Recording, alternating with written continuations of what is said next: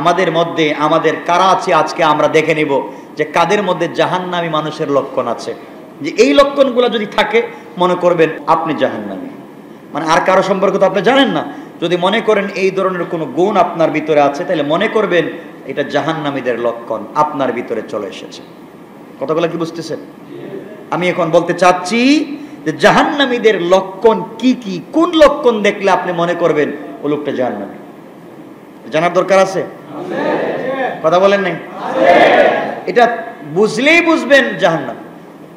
এক নাম্বার, রাসূল পাক সাল্লাল্লাহু আলাইহি ওয়াসাল্লাম বলেছেন, এমন লোক যদি দেখো, এই ধরনের লক্ষণ যদি দেখো, এই লোকটাকে তোমরা মনে করবো জাহান্নামী। জাহান্নামী মানুষের লক্ষণ হবে ওইটা।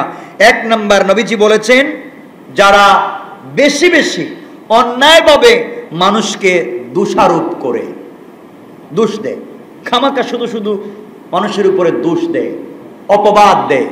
যেই ব্যক্তি মিথ্যা কারো নামে অপবাদ দিবে, ওই লোকটার লক্ষণ হচ্ছে জাহান্নামী। এখন আপনি দেখেন আপনি কাউকে কখনো মিথ্যা অপবাদ দিয়েছেন কিনা। যদি দিয়ে থাকেন এই লক্ষণ জাহান্নামীদের লক্ষণ, আপনার মধ্যে জাহান্নামীদের লক্ষণ আছে। সুতরাং যেই লোকটা মিথ্যা কারো সম্পর্কে অপবাদ দেয় সে কি? দুই নাম্বার নবীজি বললেন ওই লোকটার লক্ষণ হচ্ছে জাহান্নামী যে বেশি বেশি মানুষকে অন্যায়ভাবে অভিশাপ দেয়। কি দেয়? অভিশাপ দেয়। এই লোকটা কি? এই লক্ষণটা কিসের? যার মধ্যে অভিশাপ দেওয়ার গুণ আছে তার লক্ষণ কি? এখানে কেউ আছেন যে অভিশাপ দেন? না, এখানে দিব কেমনে? সবই তো ফেরেশতা। অভিশাপ দেন? আপনি তো অভিশাপ দেন আপনার বাচ্চাকে, ছেলেকে বলবেন এখন ঘর থেকে বাইরে হয়ে যা, আর একবারে টাকের চাক্কার নিচে পড়ে যাস। বলে না এমন বাপ?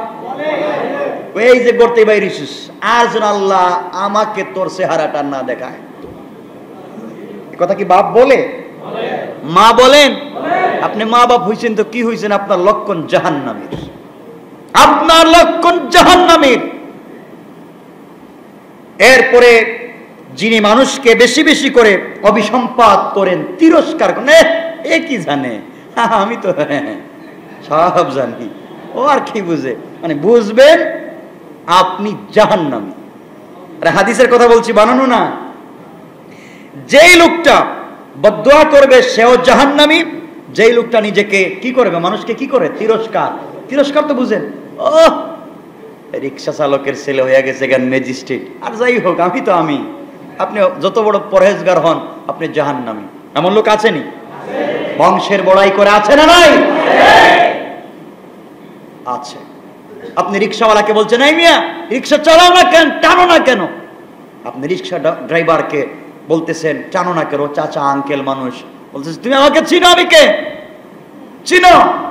আমি তো অমুক অফিসার। তুমি অমুক অফিসার হয়েছো তো কি হয়েছে ভাব, তো জাহান্নামীদের লক্ষণ। নাউজুবিল্লাহ বলেন। এগুলা কি কারো ভিতরে আছে? কথা বলছেন না কেন? আমি কি বলবো যার ভিতরে আছে একটু হাত উঠান, যার ভিতরে নাই একটু হাত উঠান। সবাই দিকে হাত উঠাই দিছে। আল্লাহ আমাদেরকে মাফ করো, আমিন।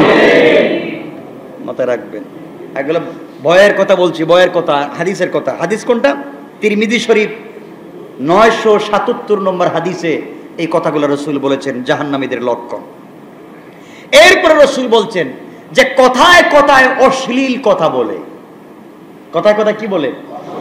অশ্লীল কথা বলে যেই যুবক, সে হচ্ছে জাহান্নামী।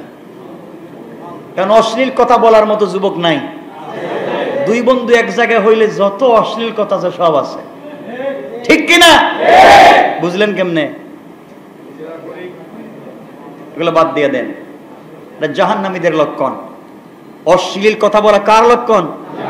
হাইসেন না, মনে রাখেন কথাগুলো, দিলে বসাইয়া দেন। যারা অশ্লীল কথা বলে ওরা জাহান্নামী। আর মুমিনের লক্ষণ হচ্ছে মুমিন হবেন সরল, মুমিন হবে ভদ্র, তাকে পিটাইলে হাসে। সুবহানাল্লাহ বলবেন না? দিল খোলা মানুষ। গালি দিয়েছেন, এরপরে বলছেন ভাই কেমন আছো? আলহামদুলিল্লাহ ভালো আছি। মুমিন। আমার বন্ধুগণ, এরপরে হচ্ছে জাহান্নামীদের লক্ষণ হচ্ছে যারা দুশ্চরিত্র হয়। দুশ্চরিত্র যদি কারো মধ্যে থাকে, দুশ্চরিত্রের স্বভাব, উনি জাহান্নামী। উনি কি? আওয়াজ করে বলেন, জাহান্নামী। এই কথা আবু দাউদ শরীফের হাদিস 4790 নম্বর হাদিস। জাহান্নামীদের আরেকটা লক্ষণ হচ্ছে কারোর সঙ্গে কথা বললে রূঢ় স্বভাবের কথা বলে, একটা ভাবই আলাদা থাকে, রূঢ়, রাগ, ওর কপালে সবসময় রাগ থাকে। রাগ রাগ কিসের আলামত? রাসূল কারোর সঙ্গে রাগ করেছেন? কারোর সঙ্গে চুপ রাঙ্গিয়ে কথা বলেছেন? রাসূলের সাহাবীরা এই কাজ করেছেন? তাহলে যারা রূঢ় মিজাজের হয়, কঠিন রুক্ষ স্বভাবের হয়, এটা কিসের? যাদের হৃদয় হয় কঠিন, গলে না, পায়ে ধরে রাখছে, মাফ করে দেন, কয় না দিতাম না, ভাই আমি তো মাফ চাইলাম, তোর বাপরে নিয়ে মাফ চা, মাফ নাই। জাহান্নামীদের লক্ষণ। আল্লাহ বলছেন কি রে, তোর হয়তো 5 টাকা নিচে তুই মাফ করতে চাচ্ছিস না, আর আমার গোলাম যদি 1000 বছর পৃথিবীতে থেকে আমার নাফরমানি করে 1 সেকেন্ডে মাফ চায়, আমি আল্লাহ এত দয়ালু, মাফ করে দেই, মাফ করে দিই, আমি মাফ করে দিই, তুই পারলি না।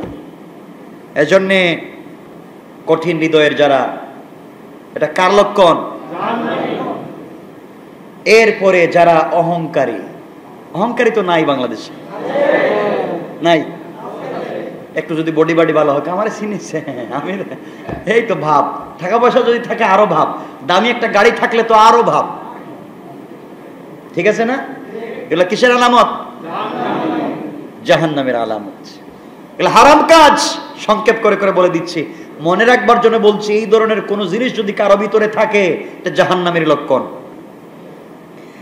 এরপরে যারা বদমিজাজি হয়। বদমিজাজি তো বুঝেন না? এটা বুঝাইতে পারবো না। বদমেজাজ তো বুঝেন, কারোর সঙ্গে কথা বললে তার মেজাজ কোনোদিন ঠিক থাকে না, সবসময় বদমেজাজি। এমন লোক কি বন্ধু বান্ধবী পাওয়া যায়? জাহান্নামী। মুসলিম শরীফের হাদিস 7079 নম্বর হাদিস, বুখারী শরীফ 6071 নম্বর হাদিস, 4918 নম্বর হাদিস,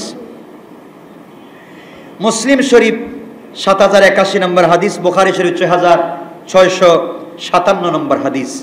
যারা এই ধরনের ব্যবহার করেন তারা কি জান্নাতে যাবে না কোথায়?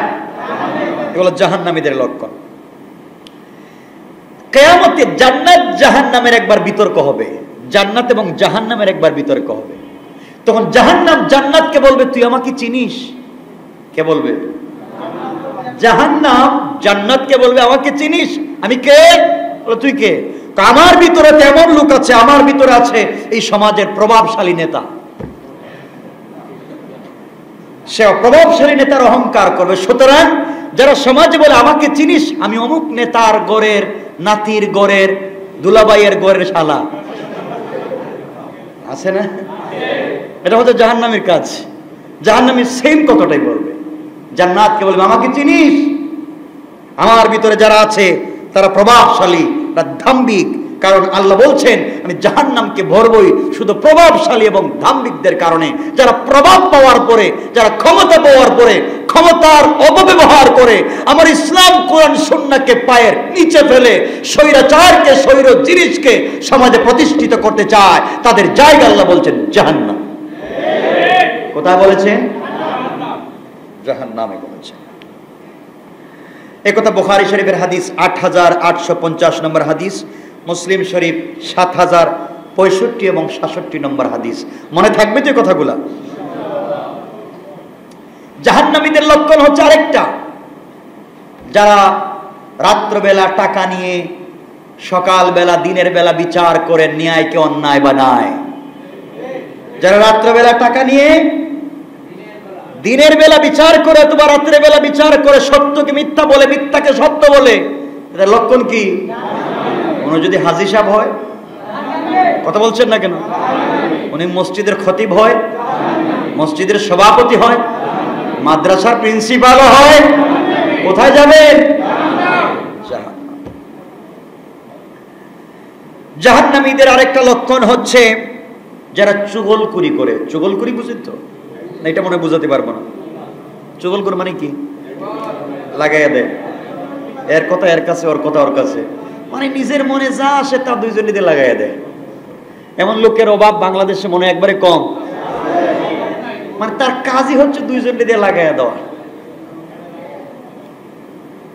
এই কাজ যদি কারোর মধ্যে থাকে যে দুইজনকে দিয়ে মাইর লাগানোই আপনার কাজ, তাহলে আপনি কি কথা বলছেন না কেন? আপনি কি আছে এমন স্বভাবের লোক? মসজিদে কেউ আছেন? আছেন।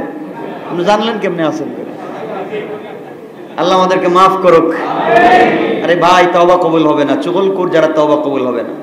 আবার বলছে চুগলখোর যারা, তওবা কবুল হবে না, কারণ চুগলখোর পরের হক নষ্ট করে। আপনি যে দুইজনকে মাইল লাগাই দিলেন মিথ্যা কথা বললে, আপনি জাহান্নামী।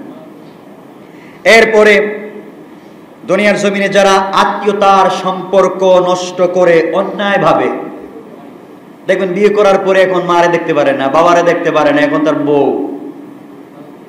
শ্বশুর শাশুড়ি সব কিছু। শাশুড়িরে গিয়া খাম, মা আপনি ভালো আছেন? আপনি আঙ্গুর খাইবেন না আপেল খাইবেন? কথা বলছেন না কেন? আপনি জাহান্নামী। আপনি কি? ছোট ভাইকে দেখতে পারে না, ছোট ভাইকে ভালো লাগে না, এখন তো শালাইরই ভালো লাগে। আছে না? জান্নাতি না জাহান্নামী? জাহান্নামী। এরপরে ওই লোকটা জাহান্নামী যার কাছ থেকে প্রতিবেশী নিরাপদ থাকতে পারে না। এমন লোকের অভাব আছে? প্রতিবেশী হুজুর কয়েক গানের সাউন্ড একটু বাড়াইয়া দেয়, হুজুরের কানে যেন যায়, এই বিল্ডিং সাইডে যেন ভাগে। আছে না লোক? জাহান্নামী। এই কাজগুলো যারা করবেন, মুসলিম শরীফের হাদিস 6415 নম্বর হাদিস, আপনার এই কাজ করবেন না। এবং যারা প্রতিবেশীর হক নষ্ট করে, নিরাপদ থাকে না প্রতিবেশী, এমন অন্যায় করেন, জাহান্নামী। এটাও মুসলিম শরীফের হাদিস 76 নম্বর হাদিস। এই কাজগুলো করা যাবে না।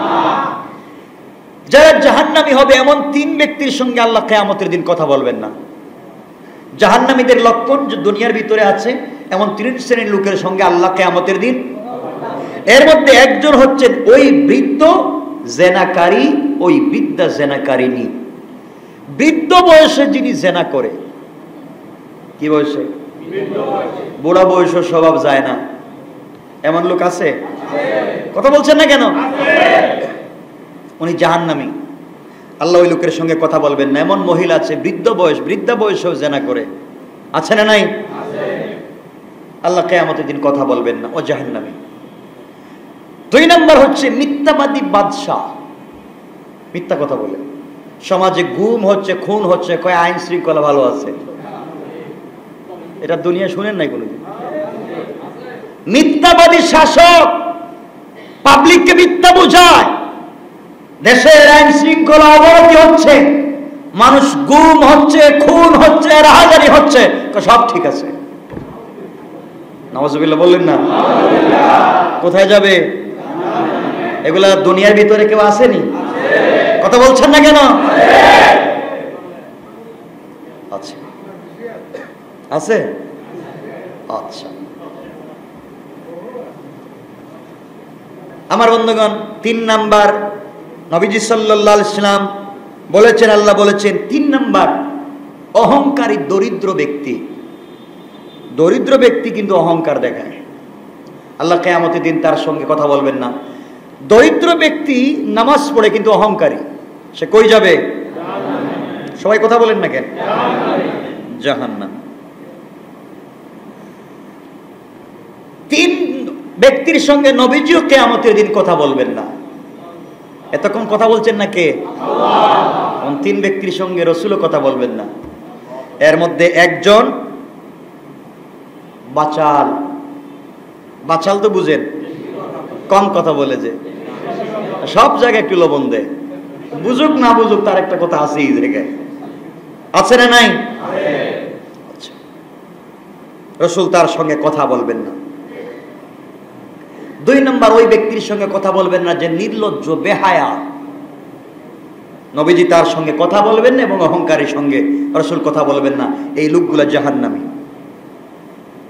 নবীজি সাল্লাল্লাহু আলাইহি ওয়াসাল্লাম বলছেন ওই ব্যক্তি কিয়ামতের দিন সবথেকে নিকৃষ্ট, দরিদ্র, যার ব্যবহারের কারণে বন্ধুরা তাকে পরিত্যাগ করে, যার দুর্ব্যবহারের কারণে, যার অন্যায়ের কারণে বন্ধুরা বন্ধুত্ব করেছে, তার কাছ থেকে সরে গেছে, বাবা ওর সাথে চলে লাভ নাই। যদি তার এমন দুর্ব্যবহার থাকে, অন্যায় কোনো আচরণ থেকে থাকে, নবীজি বলছেন সে জাহান্নামী, ওর সঙ্গে কথা বলা যাবে না।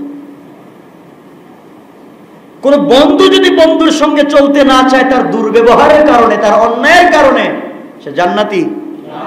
কথা বলছেন না কেন? কে বলছেন? সবাই বলেন।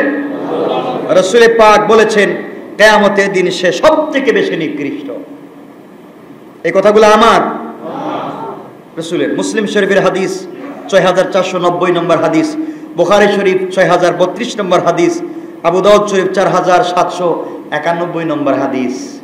যদি বন্ধুর সঙ্গে বন্ধুর বন্ধুত্ব নষ্ট হয় তার দুর্ব্যবহারের কারণে, এই দুর্ব্যবহারকারী বন্ধু কোথায় যাবে? কেমন আসেননি কেউ? এখানে কেউ আসেননি এমন কেউ? অভাব নাই, আল্লাহ আমাদেরকে বাঁচাক। সাহাবায়ে কেরামকে একদিন রাসূল পাক বলছেন তোমরা অভাবীকে চিনো? অভাবী, গরিব লোক। সাহাবায়ে কেরাম বললেন চিনবো না কেন? যার টাকা পয়সা নাই, ঘর নাই, বাড়ি নাই, এই তো সব থেকে বড় অভাবী। আমার নবীজি বললেন না, সব থেকে বড় অভাবী ওই ব্যক্তি যে কিয়ামতের দিনে নামাজ নিয়ে হাজির হবে, হাজার হাজার রাকাত নামাজ, কোটি কোটি রাকাত নামাজ নিয়ে হাজির হবে, শত শত মাসের রোজা নিয়ে হাজির হবে, কোটি কোটি টাকার যাকাত নিয়ে হাজির হবে, 10, 15, 20 বার হজ করেছে, দানশীল মসজিদ মাদ্রাসা দিয়েছে, এমন অনেক ব্যক্তি নামাজি, হাজি, যাকাত দেনেওয়ালা, রোজাদার, কিয়ামতের দিন হাজির হবে সবকিছু নিয়ে, কিন্তু সে মিথ্যা কথা বলতো, গীবত করতো। এমন নামাজি যিনি নামাজ পড়ে গীবত করেন, এমন দানশীল যিনি দান করে খোটা দেন, যারা এমন কিছু নিয়ে কিয়ামতের দিন হাজির হবে, কিন্তু তাদের বিপরীতে দেখা যাবে সে চুগলখোর, সে জিনাকারী, সে হত্যাকারী, সে খোটা দানকারী, সে গীবতকারী, এমন কিছু নিয়ে যদি কোনো ব্যক্তি হাজির হয়, তার মতো গরিব কিয়ামতের দিন আর হতে পারে না। কারণ তার নামাজ তাকে জান্নাতে নিবে না, তার রোজা তাকে জান্নাতে নিবে না, তার যাকাত তাকে জান্নাতে নিবে না, তার হজ তাকে জান্নাতে নিতে পারবে না। কারণ সে গীবত করেছিল, যার গীবত করেছিল তার হক আদায় করা লাগবে, যার চুগলখড়ি করেছিল তার হক আদায় করা লাগবে, মিথ্যা সাক্ষী দিয়েছিল তার হক আদায় করা লাগবে, অন্যায়ভাবে কাউকে হত্যা করেছিল তার হক আদায় করা লাগবে, কিছু দান করে কাউকে ছোট করে খোটা দিয়েছিল, হক আদায় করা লাগবে। সুতরাং বাইরে আপনি নামাজ পড়েন, আমার আপত্তি নাই, কিন্তু খোটা দিয়েন না। আপনি নামাজ পড়েন, আপত্তি নাই, কিন্তু গীবত করবেন না। আপনি নামাজ পড়েন, আপত্তি নাই, কিন্তু চুগলখড়ি করবেন না। এত কিছু করে যদি নামাজ পড়েন, কিয়ামতের দিন গিয়ে দেখবেন আপনি নামাজই ঠিকই, কিন্তু আপনার নামাজ নাই, কাগজের মধ্যে লেখা আছে শুধু গুনাহ আর গুনাহ। এই গুনাহ থেকে যদি বাঁচতে হয় কোন পথে চলা লাগবে? দুনিয়ার জমিনে বাঁচা অবস্থায় যদি তওবা করেন, আল্লাহ বলছেন গোলাম তুই জানিস না তোর প্রতি আমি কত দয়ালু, মাফ চাইবে আমি আল্লাহ তোকে মাফ করে দেব। আমার বন্ধুগণ, গোলাম যখন একটা নেকির কাজ করে, ছোট্ট একটা নেকির কাজ করে, আল্লাহ ফেরেশতাদেরকে বলেন ফেরেশতারা আমার গোলাম যখন কোনো ভালো কাজ করার নিয়ত করে, তার নামে আমলনামায় একটা ভালো কাজের পূর্ণাঙ্গ সওয়াব লিখে দাও। কাজটা করে নাই, শুধুমাত্র নিয়ত করেছে ভালো কাজ করবে, সওয়াবটা লিখে দাও। আর আমার গোলাম যখন এই ভালো কাজটা পূর্ণাঙ্গ করে ফেলবে, তখন তার আমলনামায় 10টা ভালো কাজের সওয়াব দিয়ে দাও। আর সে যদি ভালো কাজগুলা ধারাবাহিক করে যায়, তার নামটা জাহান্নামীদের খাতা দফতর থেকে কেটে দিয়া জান্নাতীদের দফতরে লিখে দাও। পক্ষান্তরে আমার কোন গোলাম যখন গুনাহ করবার নিয়ত করে, আমার গোলামের জন্য কোনো গুনাহ লিখবা না। যখন সে গুনাহ করে ফেলে, শুধুমাত্র কেবলমাত্র একটা গুনাহ লিখবা। আমার গোলাম যখন তওবা করবে, তখন তার গুনাহটা শুধু মুছে দিবে তা না, ওই পরিমাণ সওয়াব তার আমলনামায় লিখে দাও। সুতরাং এখনো সুযোগ আছে, আছেনি? মাফ চাওয়ার সুযোগ আছে তো? এই জন্য আল্লাহ রাব্বুল ইজ্জত ওয়াল জালাল আয়াতের ভিতরে বললেন, মুসা আলাইহিস সালামের জাতিকে আমি ধ্বংস করে দিয়েছি, আল্লাহর কাছ থেকে বিধানের আশা করলো, এরপরে বিধানগুলো মানলো না। ওগো পয়গম্বর, আমি আপনাকে বিধান দিয়েছি আপনার উম্মতের জন্য, তারাও যদি এই বিধানগুলা না মানে, বনি ইসরায়েলকে যেইভাবে ধ্বংস করেছিলাম আমি তাদেরকে ধ্বংস করব। আমার বন্ধুগণ, আজকালকে উলামায়ে কেরামকে, হুজুরদেরকে গালি দেওয়া হয় যে মাদ্রাসায় এক দুইটা ঘটনা অনাকাঙ্ক্ষিতভাবে ঘটে যায়, মাদ্রাসার ভিতরেও যদি দর্শন হয়ে যায়, এগুলা নিয়ে কিছু বামপন্থী আছে লেগে যায় বলে ধর্ম পারে না। মনে রাখবেন, বাংলাদেশে যদি ধর্মীয় আইন দিয়ে বিচার করা হয়, একটা দর্শনের বিচার, জেনার বিচার কোরআন সুন্নাহর নীতিমালার ভিত্তিতে যদি করা হতো, এই সমাজে দর্শন আর জিনা থাকতো না। আজকালকে যারা বাম পাড়ায় যারা দর্শনের বিরুদ্ধে আন্দোলন করে, আপনারা জানেন না ওদের উদ্দেশ্য কি? ওদের উদ্দেশ্য হচ্ছে দর্শনের বিরুদ্ধে আন্দোলন করা মানে হচ্ছে জোর জবরদস্তি করে সম্পর্ক করার চাইতে বুঝে শুনে যদি কাউকে ভাও করে সম্পর্ক করা যায়, এই জন্য তারা আন্দোলন করে। তারা জোর জবরদস্তির পক্ষে না, কিন্তু মিলেমিশে যদি একে অপরের সঙ্গে সম্পর্ক করে আপত্তি নাই। আমরা মিলেমিশে সম্পর্ক চাই না, আমরা সকল অন্যায় অবৈধ সম্পর্কের বিচার চাই। চান না আপনারা? সকল অন্যায়ের আমরা বিচার চাই, সকল অপরাধের বিচার চাই। সুতরাং আল্লাহ রাব্বুল ইজ্জতুল জালাল যত বিধিবিধান আমাদেরকে দিয়েছেন, এই বিধিবিধানগুলো আমাদের মানা দরকার আছে। সবাই বলেন, যদি এই বিধিবিধানগুলো আমরা ঠিক মতো না মানতে পারি, কিয়ামতের দিন আমাদেরকে আল্লাহর কাঠগড়ায় দাঁড়াতে হবে না? দাঁড়াতে হবে না যদি বিধান না মানি? সুতরাং এতক্ষণ পর্যন্ত আমি জাহান্নামীদের যতগুলা লক্ষণ আলোচনা করলাম, এগুলো যদি আমাদের কারো ভিতরে থেকে থাকে, আমরা কি এগুলা বাদ দিতে পারবো ভাই? কথা দেন। তাহলে আজকের মূল বিষয়টা হচ্ছে আমরা জাহান্নামীদের লক্ষণ থেকে নিজেকে বাঁচাবো।